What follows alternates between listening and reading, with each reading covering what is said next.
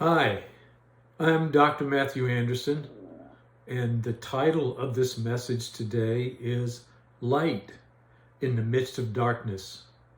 This message is especially for those of you who are suffering from the results of this presidential election. I know there's so many of you who are hurting, who are confused, who are angry, who are enraged, who are disappointed, who are turning cynical. Even some people are saying, I can't live in this country anymore. I get it. I understand it. I know what that feeling is like in my own body, in my own heart. At the same time, I'm going to ask you to please stay with me in this message. This is not all bad news. It is not all bad news, and there is something that you and I can do to bring light to the darkness that has come out so clearly now, obviously and clearly, and that we will be having an experience of as the days go forward to some degree. And so I know that you may feel overwhelmed, you may feel enraged, you may feel betrayed, you may feel confused, you may look at all these people who wear these red hats and say, I don't really understand where they're coming from. They seem to not know that this guy is all those bad things that we like to say about him. I'm not denying that reality. I want to introduce you or to encourage you in getting in touch with something that you already know deep in yourself that can make such a difference now. And that is this.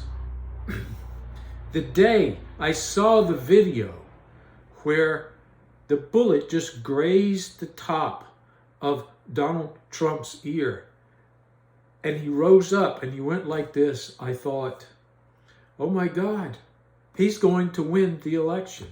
I knew at that moment he would win, that it was meant to be. Now let me tell you where I come from about this, how I can deal with it, and how I hope you will too. We are confronted in our lives with all those parts of ourselves that desperately need healing. And when that part shows up, it feels like darkness. It feels like disgust. It feels like revulsion sometimes. It feels like, no, that can't be part of me. And so here we are as a country, finally, in full view, seeing the darkness that exists around us. And it is right now, in terms of numbers and percentages, greater than we could ever want it to be, that we could ever imagine it to be. And I understand if you feel powerless, enraged, hurt, frightened, confused, all of that. I understand. I want you to listen to this. Darkness has a source. It has a function and it has a source. And we are seeing where it comes from and what it's really about. And what darkness needs, what darkness begs for, is light. Darkness begs for light, and the way it does that is it beats on the door until we open the door and pay attention. And we have all of us who are upset, have joined together in hiding from this in a certain kind of way. You don't bring anger, fear, hate, rage, revulsion to darkness. Because if you do, it grows. Darkness feeds on anger, hate, revulsion, revenge. That's its food. And every time we go into that state of our being and we hate those people who have all these ideas that seem to be so threatening and so crazy and so upsetting and so, in a sense, even un-American to us, we are adding that. We are fanning the flame. We are bringing sustenance to darkness. Darkness feeds on negativity. It builds its body that way. But when you bring light to darkness, darkness always shrinks. If you don't believe it, walk in a room. The largest room you can imagine, let's say a gym that's about 100 feet long, 100 feet wide, and 50 feet tall, and it's total darkness. And you light one single candle. One candle.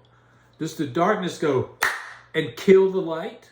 Does it ever go like that and kill the light, even though it covers the entire space? It covers the entire space in that pitch dark space, but you light one candle, it does not go out. Against the darkness, the light stands clear. And even with one candle, even the size of one of those little birthday candles that we put on our cakes every once in a while when we reach a certain age, we have a birthday and we light that. Even a candle that small can be seen in that giant space of darkness, and you can use that. That's enough light to help you find your way out of that dark space. That's enough light. But we forget that. And so we look at the darkness and we feel, oh my God, that's just too much to bear. But I'll tell you what the good news in this is, besides of what I just said. The good news is that darkness did not just get created. This man who has now become the next president did not create that kind of darkness. He simply gave it permission to come out and make itself known. That's what he does. He says all these crazy, wild, obnoxious things that say to people who are feeling the same thing, it's okay to come out. Now, here's the thing. Where does that come from? Why do those people follow him? Listen. Listen carefully. This is the way through, is to pay attention to what causes that darkness. Not to resist it, not to hate it back. That just feeds it. We just join the darkness when we become hateful and rejecting, and we shut down and we demonize the other side just the same way they do with us.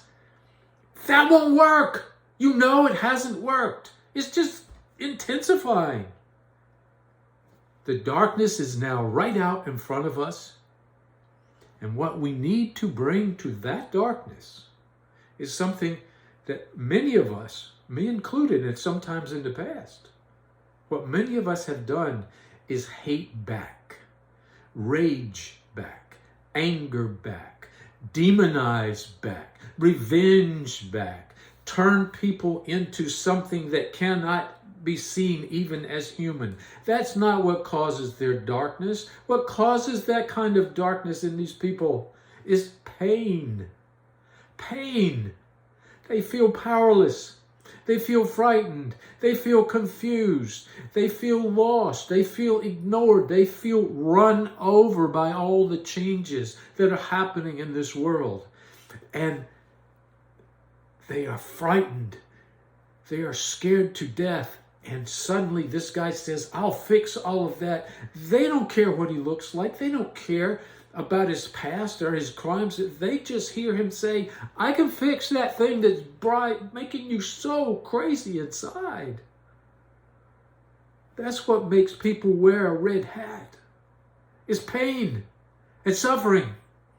And we are so good, those of us who think we have light, at looking at the suffering in the world and thinking, look at the immigrants, look at all the minorities, look at all the people all over the world who have difficulty, and yet we cannot see our brothers and sisters in red hats because we are afraid of their pain. Now, the way through this, my sisters and my brothers who have some sense of light, the way through this is not more hate, not more anger, not more fear, certainly not more fear, because fear and rage is at the core of this. What do we need to bring to rage and fear? The highest wisdom we can find and the deepest compassion we can access, and bring those two together in our hearts and approach these people with that. The highest wisdom, the deepest compassion, and bring it together in our hearts and offer that to our brothers and sisters. Listen, this is like people who come to me, and I've been doing couples work for over 50 years, and they come and they're always expert about what's wrong with their partner, and they just say, you're wrong, you're wrong, you're wrong, you're wrong. And that makes it worse and worse and worse. And then they get divorced. But we can't do that in this country. We cannot be divorced from half of the other people here. We have to live together. Together. There's a place, has to be a place at the table of my heart. My heart, sisters and brothers, for everybody who is in this country. There are no throwaway people in America. None. Including the ones with the red hats. Including the ones with the red hats. There are no throwaway people, and they all have to have a place. In my heart. In my heart. How do we get there? We learn how first to listen. We don't talk. First, we listen until we find compassion. There's a truth I have learned throughout my so many decades as a counselor and listening to people talk about their pain and their suffering. There's a truth that no matter who they are, no matter how obnoxious they might seem, no matter what their story is or what their spouse tells me, all this crappy stuff they do to them, if I truly listen to that person, I find compassion. And it is not until we have compassion about someone that we can truly see them. Not until we find compassion can we truly see the other person the way they truly are. And as soon as I have compassion for you, something happens to my wisdom. In a sense, it comes online, and I know through my heart how to reach you. But it starts with listening. It starts with turning around to that person, those people we have been resisting so much, and stopping and saying, tell me about yourself. Tell me about your pain. Tell me why you're so angry. I will not resist you. I will listen with my heart until I find compassion for you. That is light. That is light. And there is no darkness in this country or anywhere else that can stand, that can withstand that kind of light. It's not just one of us. There are so many light bearers here. As you are listening to this, you know you are one. Maybe you knew it before we talked, and maybe you're recognizing it now, but you are the light. You are the light that can reach the highest compassion, the deepest, the highest wisdom, the deepest compassion. Bring it together in your heart and listen to our sisters and brothers who so desperately need to be heard, that they will even attack the Capitol because of that frustration and that sense of powerlessness. That, my sisters and brothers, is the way through. That is where hope will be found. That is where change will occur. And that is where the end of this kind of suffering and pain will become a reality in our precious country. Now, I'm going to ask you to do something. Please. First is, I'm going to ask you to please send this video to every single person you can think of. Every person you can think of, because as you listen to this, you become that light. You find that part in yourself. And so will they. And once you have done that, I want you to ask everyone to send me an email and let me know that you are in, that you have now made a commitment in your heart to find this light in you, to find the highest wisdom, the deepest compassion that you bring in your heart, and you will begin to listen to those who are in such terrible pain in our precious country. This is DRA at dracoach.com. DRA at dracoach.com. Please send this video to everyone you can, and email me and let me know that you are a light and you are spreading love, compassion, and wisdom to save us all. Bless you 1,000 times.